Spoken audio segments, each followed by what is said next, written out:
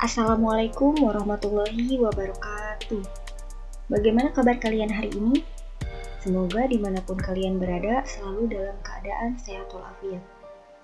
Pada kesempatan kali ini kita akan melanjutkan materi kita yang kemarin, yaitu transformasi geometri mengenai rotasi atau perputaran. Nah, pernahkah kalian mengamati objek yang bergerak berputar? Contoh dalam kehidupan sehari-hari adalah misalkan gangsing, roda sepeda, kipas angin, jarum jam, dan masih banyak lagi. Peristiwa tersebut merupakan beberapa contoh objek yang bergerak dengan berputar. Nah, di sini kita bisa lihat ya, ada gambar anak sedang bermain gangsing. Nah, ini ya. Gambar satu ini menunjukkan anak-anak sedang bermain gangsing. Ketika bermain gangsing, dapat diputar searah jarum jam ataupun berlawanan arah jarum jam dengan pusat tertentu. Dalam matematika, proses memutar gangsing termasuk dalam rotasi. Jadi, rotasi adalah transformasi yang memindahkan titik-titik dengan cara memutar titik-titik tersebut sejauh alfa terhadap suatu titik tertentu. Nah, di apersepsi di sini, pernahkah kalian mempelajari materi rotasi? Pernah ya, waktu kalian duduk di bangku SMP kelas 9. Lalu, bagaimana jika penyelesaian rotasi menggunakan matrik? Nah, sebelumnya kalian harus mengingat kembali mengenai trigonometri, terutama sudut-sudut istimewa, karena ini akan terpakai di matrik rotasi, seperti itu. Nah, untuk rotasi ini ditentukan oleh 3 hal. Yang pertama yaitu sudut rotasi. Sudutnya dari mulai 0 derajat sampai 360 derajat. Tapi yang dipakai di sini adalah sudut-sudut istimewa. Kemudian arah rotasi, arahnya kemana? Kalau misalkan arahnya positif berarti arahnya itu berlawanan arah jarum jam. Kalau negatif berarti searah jarum jam. Nah, kemudian titik pusat rotasi. Ada 2, yang pertama yaitu titik pusat 0,0 dan titik pusat A, B. A, B ini artinya titik pusatnya ditentukan. Nah, untuk arah rotasi, di sini kita bisa lihat ya, jika arah rotasi diputar berlawanan arah jarum jam, maka besar sudut rotasi adalah positif. Nah, itu ilustrasi perputarannya. Kemudian jika arah rotasi diputar searah jarum jam, maka besar sudut rotasi yaitu negatif. Nah, seperti itu. Di sini ada suatu permasalahan, ayo kita cermati bersama-sama. Putri akan naik biang lala. Posisi awal Putri saat naik biang lala di titik 3,1 dengan titik pusat 0,0.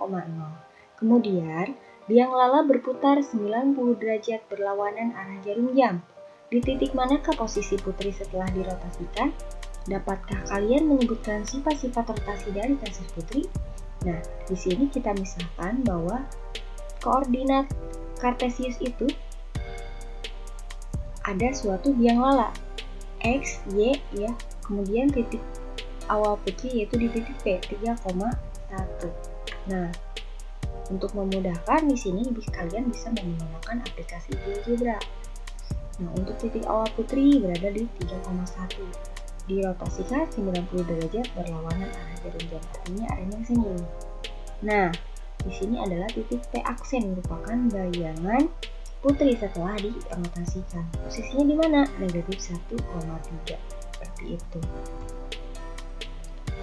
Nah, rotasi terhadap titik pusat 0,0. Ini kalau kita menggunakan secara geometris atau menggunakan aplikasi GeoGebra, di sini akan lihat ya bahwa titik awalnya itu berada di 3,1, kemudian titik bayangannya berada di negatif 1,3. Nah, gimana sekarang kita akan menggunakan matrik?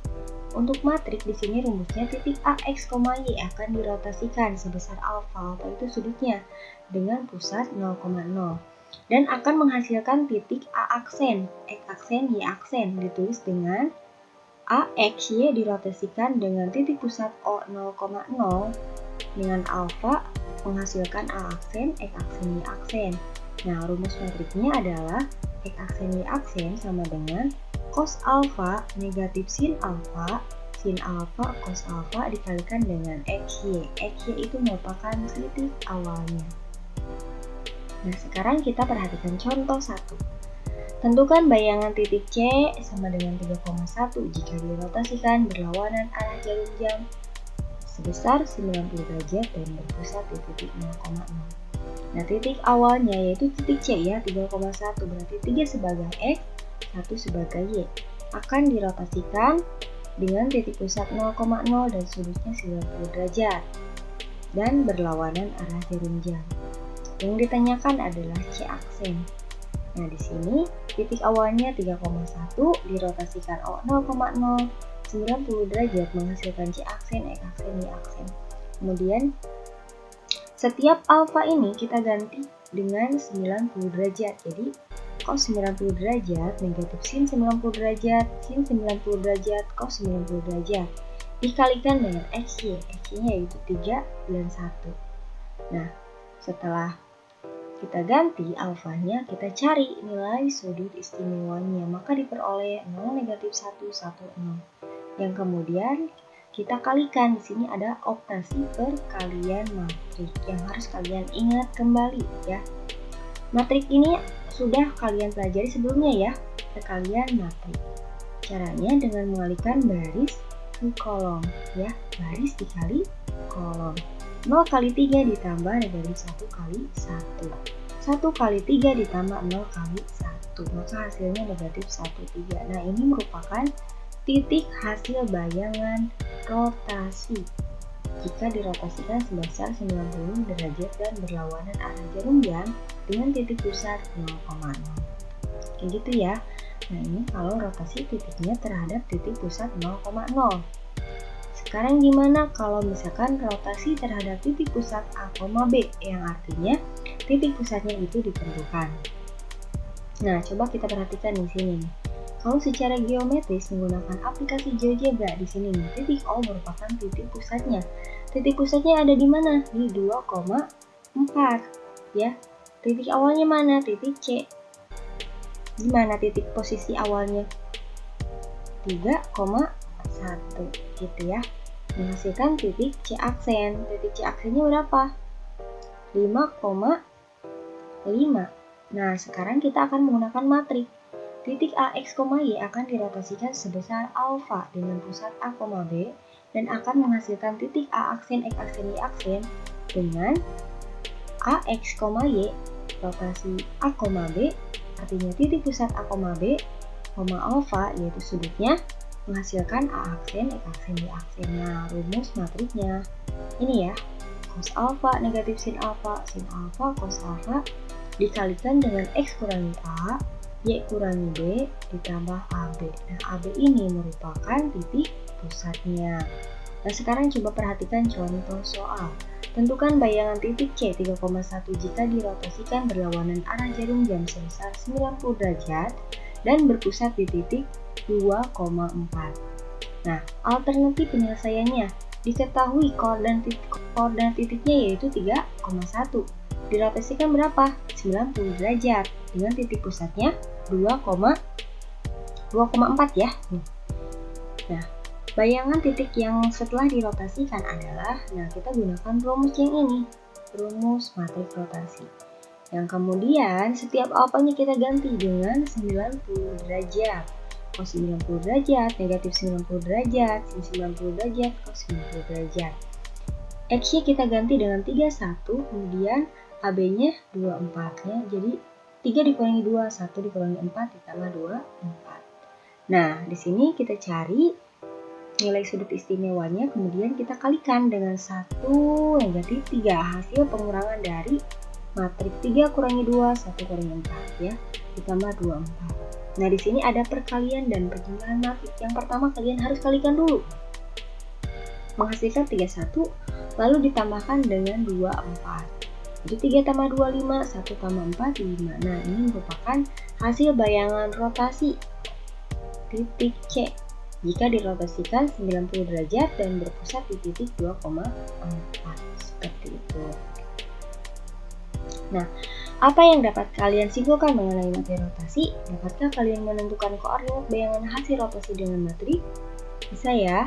Dapatkah kalian menelaah konsep rotasi menggunakan matris secara geometris? Bisa ya. Nah, jadi kesimpulannya, secara geometris maupun secara matrik itu menghasilkan nilai yang sama, menghasilkan bayangan yang sama. Dapatkah kalian memecahkan masalah yang berkaitan dengan matrik rotasi dengan tepat? Bisa ya. Nah, untuk materi hari ini dapat kita simpulkan rotasi atau perputaran. Yang pertama yaitu titik pusat 0,0. Persamaan matrik transformasinya yaitu X aksen Y aksen cos alpha negatif sin alpha cos alpha dikalikan dengan XY. Nah, ini merupakan rumus matriknya. Kemudian titik pusat A, B yaitu X aksen Y aksen cos alpha negatif sin alpha cos alpha X kurangi A, Y kurangi B ditambah AB. Nah, dapat disimpulkan sifat-sifat rotasi. Yang pertama yaitu bangun yang diputar tidak mengalami perubahan bentuk dan ukuran. Bangun yang diputar mengalami perubahan posisi. Seperti itu. Nah, terima kasih untuk pembelajaran hari ini. Jangan lupa untuk selalu melaksanakan 5M, mencuci tangan, memakai masker, menjaga jarak, menjauhi kerumunan, dan mengurangi mobilitas.